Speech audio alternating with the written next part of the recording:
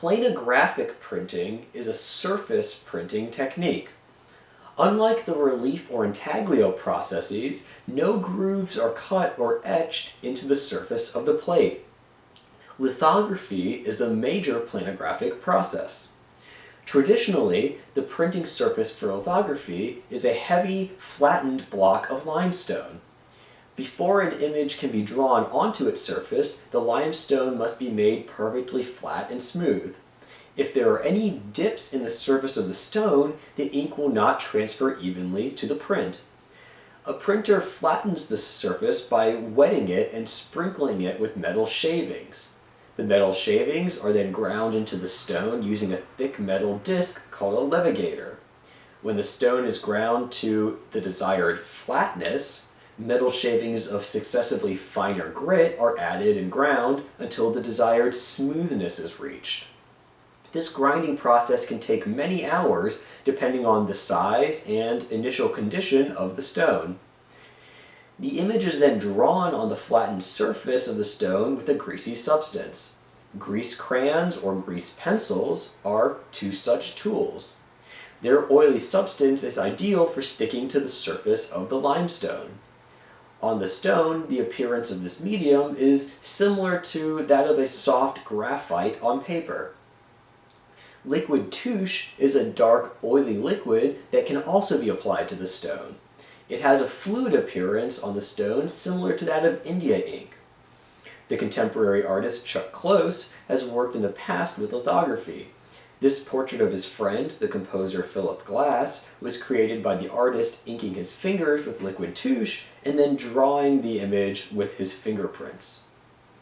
When the image is complete, it is then treated with a mixture of gum arabic and acid, which fixes it to the surface of the stone. If the image is not fixed, it will not take the ink properly. The surface is then dampened with a sponge and water, and it is inked evenly with a roller. The thick oil-based ink is repelled by the water, but it sticks to the oil of the drawing. The stone is then run through a printing press, which transfers the image to the paper. Lithography was invented in the late 17th century and remained a popular commercial printing technique until the 20th century. It was used to print images in newspapers and books because the prints look very similar to graphite drawings, and hundreds of prints can be created from the same stone. Honoré Daumier was a popular French artist and political cartoonist from the 19th century. He was renowned for his scathing caricatures of politicians from the time, which would appear in the French newspapers and journals.